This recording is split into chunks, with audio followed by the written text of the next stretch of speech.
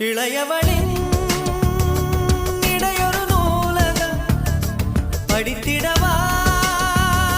பனிவிழும் இரவுகளாயிரம் இடைவெளி எதற்கு சொல் நமக்கு உன்னாடம் ஒரு முறை விடுமுறை எடுத்தால் என்ன என்னை தீண்டக்கூடாதென